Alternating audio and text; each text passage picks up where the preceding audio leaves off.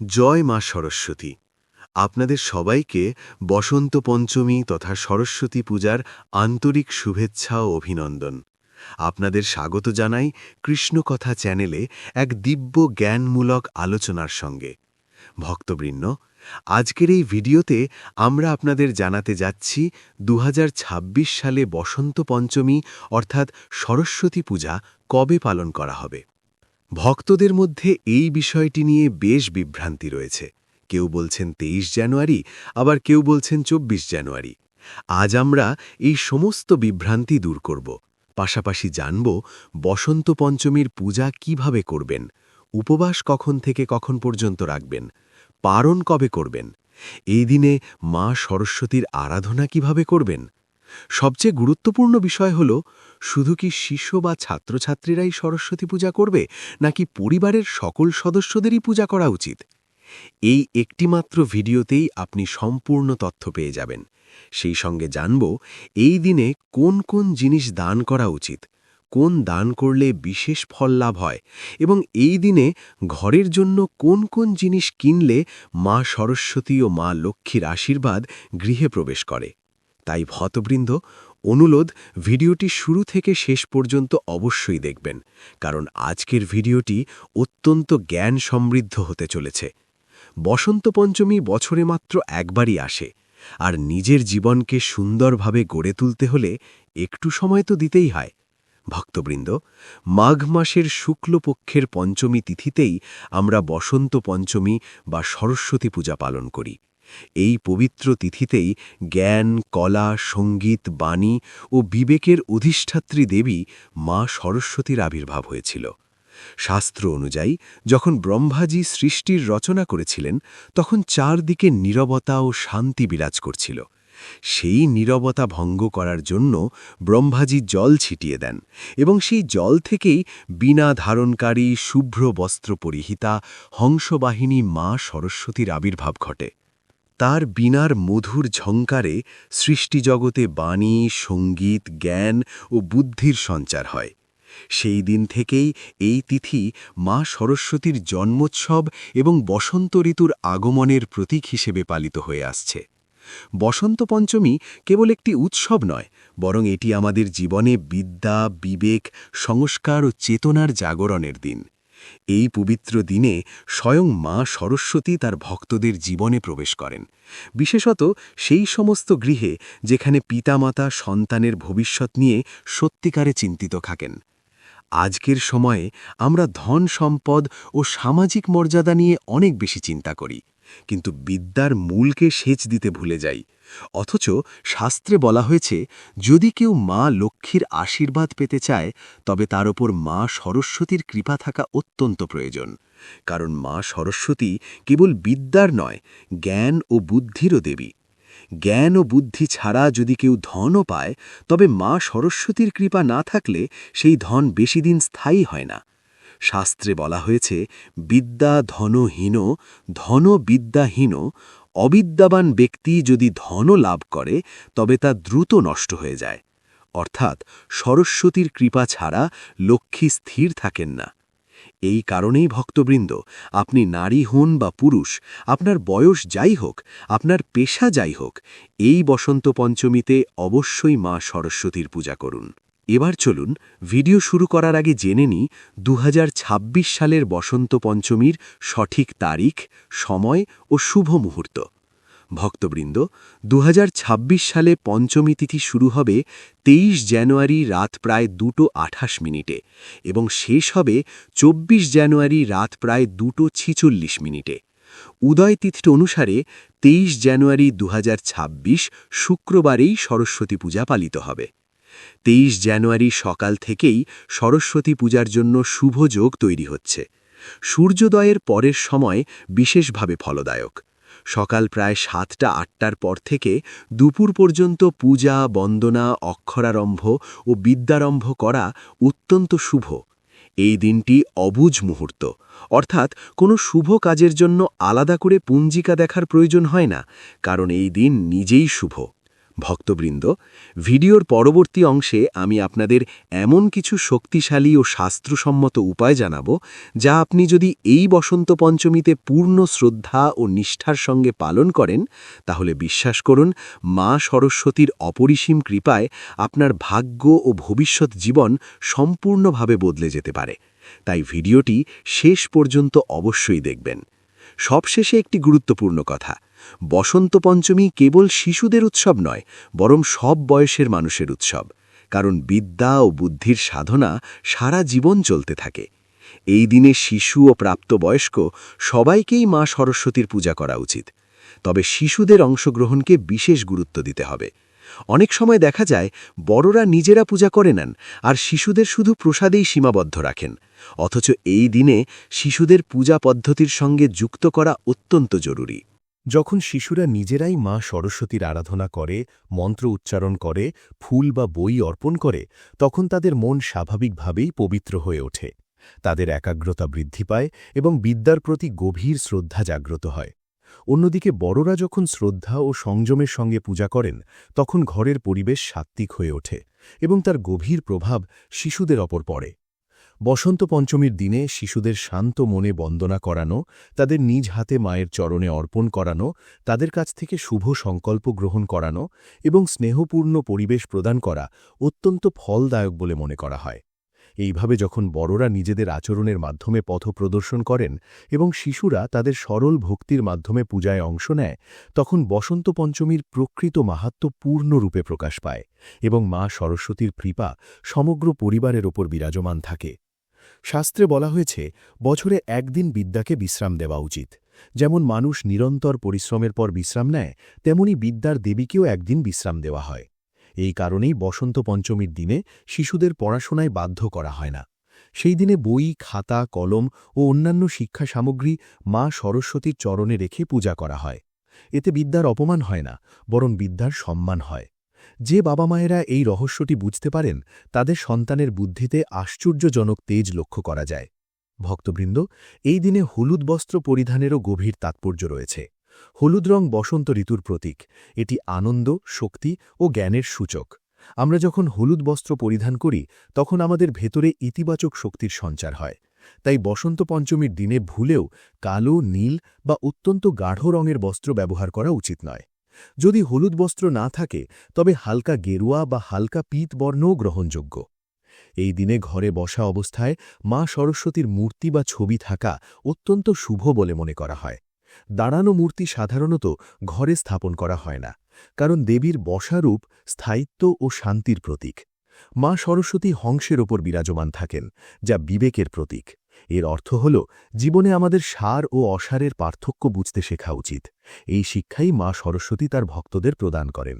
ভক্তবৃন্দ, বসন্ত পঞ্চমীকে অনেক স্থানে ফগুয়া নামেও ডাকা হয়।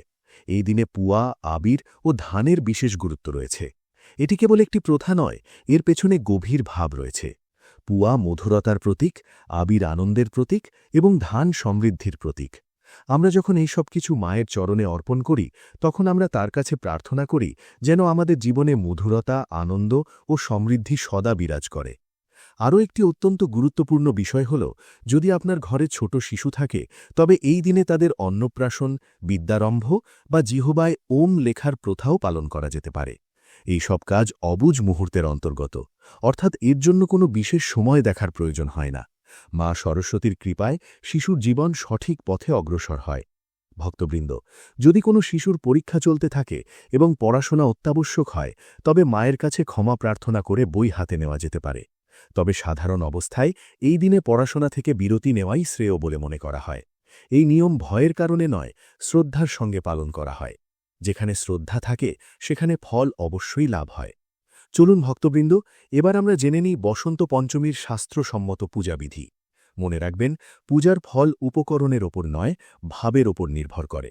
যদি ভাব শুদ্ধ হয়, মন নির্মল হয় এবং শ্রদ্ধা সত্য হয়, তাহলে অল্প উপকরণেই মা সরস্বতী অত্যন্ত প্রসন্ন হন। বসন্ত পঞ্চমীর দিনে ব্রহ্ম মুহূর্তে উঠে প্রথমে স্নান করা উচিত। সম্ভব হলে হালকা গরম জলে সামান্য গঙ্গাজল মিশিয়ে স্নান করুন। স্নানের পর পরিষ্কার হলুদ বস্ত্র পরিধান করুন। বস্ত্র নতুন হওয়া আবশ্যক নয়, তবে তা পরিষ্কার ও শ্রদ্ধার সঙ্গে পরিধান করা উচিত। এরপর বাড়ির পূজাস্থান ভালোভাবে পরিষ্কার করুন। যেখানে মা সরস্বতীকে স্থাপন করবেন সেখানে একটি হলুদ কাপড় বিছিয়ে দিন, কারণ হলুদ রং নিজেই বসন্ত ও বিদ্যার প্রতীক। এবার শ্রদ্ধার সঙ্গে মা সরস্বতীর বসা মূর্তি বা ছবি স্থাপন করুন। মূর্তি বা ছবির সামনে একটি প্রদীপ জ্বালান। প্রদীপ অন্ধকার থেকে আলোর দিকে যাওয়ার প্রতীক, ঠিক যেমন বিদ্যা আমাদের অজ্ঞতার অন্ধকার দূর করে দেয়। প্রদীপ জ্বালানোর সময় মনে এই ভাব রাখুন যেন আমাদের জীবনের অজ্ঞতার অন্ধকার দূর করে দেন।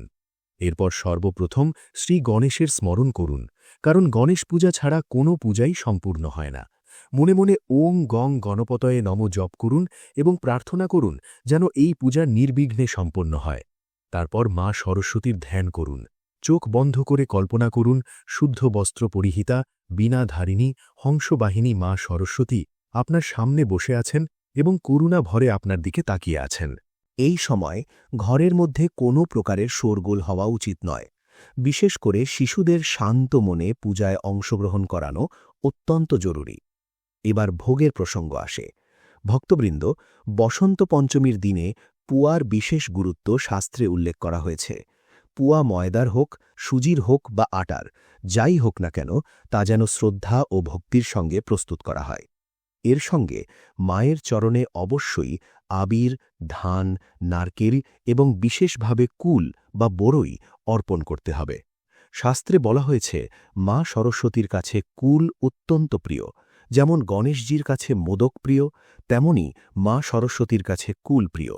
যদি কুল পাওয়া যায় তবে অবশ্যই অর্পণ করবেন, তা 2টি বা 4টি হলেও কোনো সমস্যা নেই।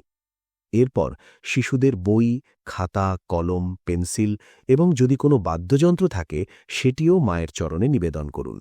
এটি কেবল একটি প্রথা নয়, বরং একটি গভীর ভাব যে আমরা আমাদের বিদ্যা, আমাদের শিল্প ও আমাদের বুদ্ধি মায়ের চরণে সমর্পণ করছি।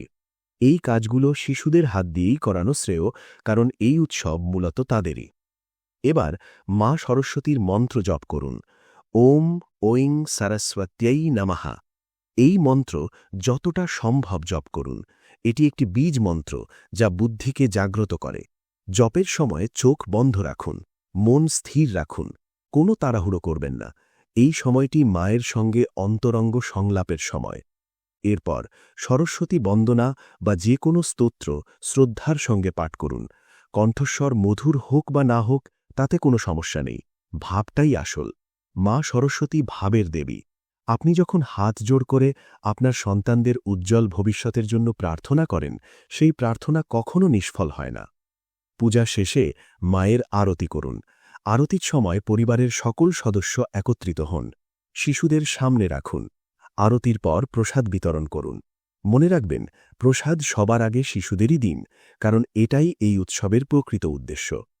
এখন বলি সেই সব কাজের কথা যা বসন্ত পঞ্চমীর দিনে ভুলেও করা উচিত নয়, কারণ এই কাজগুলো করলে মা সরস্বতী অত্যন্ত অসন্তুষ্ট হতে পারেন। এই দিনে শিশুদের বকাঝকা করবেন না, পড়াশোনার জন্য জোর করবেন না।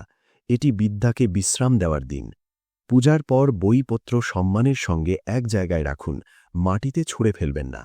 কোনো ধরনের নেতিবাচক কথা, ঝগড়া বা কটু ভাষা ব্যবহার থেকে বিরত থাকুন। যদি কোনো মহিলা সেই দিনে ঋতুকালীন অবস্থায় থাকেন, তবে তিনি মূর্তি বা ছবিতে স্পর্শ করবেন না, তবে মনে মনে শ্রদ্ধা রাখতে পারেন। ফল বা রেডিমেড ভোগ পরিবারের অন্য সদস্যরা মায়ের চরণে অর্পণ করতে পারেন, এতে কোনো দোষ নেই। ভক্তবৃন্দ, বসন্ত পঞ্চমীর উৎসব আমাদের এই শিক্ষা দেয় যে জীবনে কেবল ধন সম্পদই সব নয়, বিদ্যা, বিবেক ও সংস্কারই আসল সম্পদ। যে ঘরে মা সরস্বতীর বাস, সেখানে অজ্ঞতা, কলহ ও অবিবেক টিকে থাকতে পারে না। চলুন ভক্তবৃন্দ, এবার আমরা দানের একটি বিশেষ বিষয় জানিয়ে দিই। বসন্ত পঞ্চমীর দিনে যদি কোনো ব্যক্তি একটি বিশেষ বস্তু দান করেন, তাহলে তার সন্তানদের উপর মা সরস্বতীর আশীর্বাদ সদা বর্তমান থাকে। পাশাপাশি আমরা জানাব কোন কোন গোপন জিনিস ঘরে কিনে আনলে মা সরস্বতী স্বয়ং সেই গৃহে আগমন করেন। প্রিয় ভক্তবৃন্দ, বসন্ত পঞ্চমীর পবিত্র উৎসব কেবল পূজা ও বন্দনার দিনই নয়, বরং দান, সেবা ও করুণার মাধ্যমে মা সরস্বতীকে প্রসন্ন করার এক শ্রেষ্ঠ সুযোগ। শাস্ত্রে বলা হয়েছে, যেমন পূজার মাধ্যমে দেবতা প্রসন্ন হন, তেমনি দানের মাধ্যমে তাদের কৃপা স্থায়ীভাবে জীবনে প্রবেশ করে। বসন্ত পঞ্চমীর দিনে যদি শ্রদ্ধা, বিনয় ও পবিত্র মনোভাব নিয়ে কিছু বিশেষ বস্তুর দান করা হয়, তাহলে মা সরস্বতী অত্যন্ত প্রসন্ন হন, স্মৃতিশক্তি তীক্ষ্ণ হয়, একাগ্রতা বৃদ্ধি পায় এবং পড়াশোনায় মন বসতে শুরু করে। ভক্তবৃন্দ, বসন্ত পঞ্চমীর দিনে দান করার সময় সবার আগে মনে এই ভাব রাখা উচিত যে আমরা এই দান কোনো প্রদর্শনের জন্য নয়, বরং মা সরস্বতীকে সাক্ষী রেখে করছি। দান সর্বদা পূজার পরে করাই শ্রেয় বলে মনে করা হয়। আগে মা সরস্বতীর আরাধনা করুন, তারপর তার কাছে প্রার্থনা করুন, হে মা, আমি আমার সামর্থ্য অনুযায়ী এই দান করছি, দয়া করে এটি গ্রহণ করুন এবং আমাদের সন্তানদের বুদ্ধি, বিদ্যা ও সংস্কারকে তীক্ষ্ণ করুন। এরপরই দানের সামগ্রী নিজের হাতে কোনো যোগ্য ও প্রয়োজনীয় ব্যক্তিকে প্রদান করুন। এই দিনে বিদ্যা সম্পর্কিত সামগ্রীর দানকে সর্বোত্তম দান বলা হয়েছে, যেমন খাতা, বই, slate, pen, pencil, rubber, sharpener, scale, school bag, জ্যামিতি বক্স ইত্যাদি। এই দান এমন কোনো দরিদ্র বা প্রয়োজনীয় শিশুকে করুন যে পড়াশোনা করতে চায় কিন্তু অভাবের কারণে ঠিকমতো পড়তে পারছে না।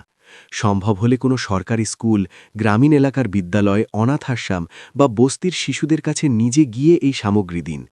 যখন আপনি কোনো শিশুর হাতে বই বা খাতা তুলে দেন এবং তার মুখে হাসি দেখেন, তখন বুঝে নেবেন সেই মুহূর্তে মা সরস্বতী নিজেই আপনাকে আশীর্বাদ করছেন। ভক্তবৃন্দ, এর পাশাপাশি এই দিনে হলুদ রঙের বস্তু দান করাও অত্যন্ত শুভ বলে মনে করা হয়, কারণ হলুদ রং বসন্ত ও বিদ্যার প্রতীক। হলুদ চাল, হলুদ ডাল, বেসন, হলুদ, হলুদ বস্ত্র, হলুদ ফল যেমন কলা বা কমলা, কিংবা হলুদ রঙের মিষ্টি যেমন বুন্দিয়া, বেসনের লাড্ডু বা হলুদ হালুয়া দান করা খুবই ফলদায়ক। এই দান কোনো ব্রাহ্মণ, গুরু, শিক্ষক, বিদ্বান ব্যক্তি বা এমন কোনো পরিবারকে করুন যেখানে শিশুরা পড়াশোনায় পরিশ্রম করছে কিন্তু সম্পদের অভাব রয়েছে। ভক্তবৃন্দ, অন্নদানকে সব দানের মধ্যে শ্রেষ্ঠ বলা হয়েছে। বসন্ত পঞ্চমীর দিনে যদি আপনি কোনো ক্ষুধার্ত মানুষ, দরিদ্র পরিবার, বৃদ্ধাশ্রম বা অনাথাশ্রমে আহারের ব্যবস্থা করেন, তবে তা মা সরস্বতীর কাছে অত্যন্ত প্রিয় হয়। যদি আহারে হলুদ রঙের খাবার যেমন খিচুড়ি, পোলাও, হালুয়া বা পুয়া থাকে, তবে তার ফল বহুগুণ বেড়ে যায়। আহার দান করার সময় মনে এই ভাব রাখুন, আমি এই সেবা মা সরস্বতীর চরণে অর্পণ করছি। ভক্তবৃন্দ, বস্ত্রদানও এই দিনে বিশেষ ফলদায়ক বলে মনে করা হয়। সামর্থ্য থাকলে কোনো দরিদ্র শিশুকে স্কুল ইউনিফর্ম, সোয়েটার বা সাধারণ পোশাক দান করুন। এতে মা সরস্বতী প্রসন্ন হন এবং ঘরের শিশুদের পড়াশোনার সঙ্গে যুক্ত বাধাগুলি দূর হয়। দান করার সময় পাত্র নির্বাচন অত্যন্ত গুরুত্বপূর্ণ। দান সর্বদা এমন ব্যক্তিকে করুন যে সত্যিই প্রয়োজনীয়, যে পড়তে চায়, এগিয়ে যেতে চায় বা জীবনে সংগ্রাম করছে। কখনো অহংকারের সঙ্গে দান করবেন না। দান করার সময় মুখে হাসি রাখুন, কথা মধুর রাখুন এবং মনে করুণা রাখুন। দানের পরে কখনো বলবেন না, আমি এত দান করেছি, বরং মনে মনে মাকে ধন্যবাদ দিন যে তিনি আপনাকে দান করার যোগ্য করেছেন। সবশেষে ভক্তবৃন্দ, বসন্ত পঞ্চমীর দিনে যদি আপনি শ্রদ্ধার সঙ্গে বিদ্যাদান, অন্নদান ও বস্ত্রদান করেন, তবে বুঝে নেবেন আপনি আপনার সন্তানদের ভবিষ্যৎ মা সরস্বতীর চরণে অর্পণ করেছেন। মায়ের কৃপায় আপনার ঘরের শিশুদের বুদ্ধি প্রখর হবে, পড়াশোনায় মন বসবে, তারা সুসংস্কারী হবে এবং জীবনে উচ্চ শিখরে পৌঁছাবে। এটাই বসন্ত পঞ্চমীর প্রকৃত ফল, এটাই মা সরস্বতীর সত্য কৃপা।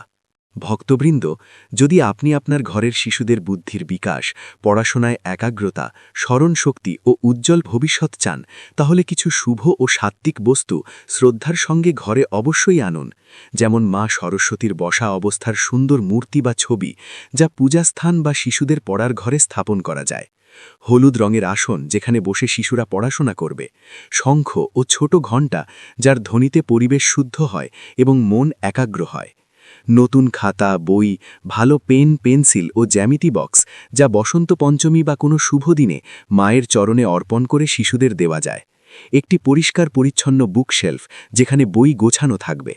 হলুদ ফুলের গাছ বা তুলসী গাছ, যা ঘরের পরিবেশ সাত্ত্বিক রাখে এবং শিশুদের মনে শান্তি আনে।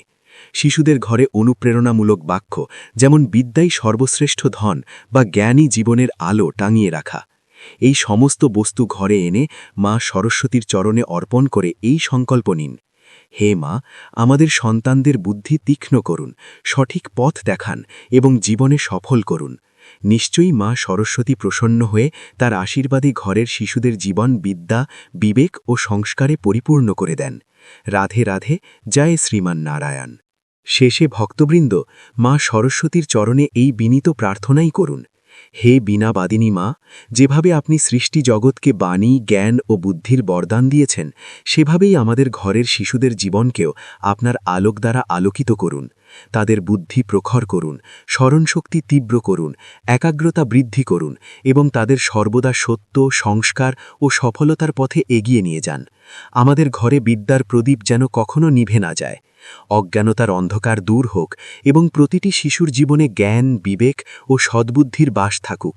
মা, আপনি সদা আমাদের সন্তানদের ওপর আপনার কৃপা দৃষ্টি রাখুন এবং আপনার আশীর্বাদে তাদের জীবনে উচ্চ শিখরে পৌঁছে দিন। এই প্রার্থনাই আমরা আন্তরিকভাবে আপনার কাছে নিবেদন করি।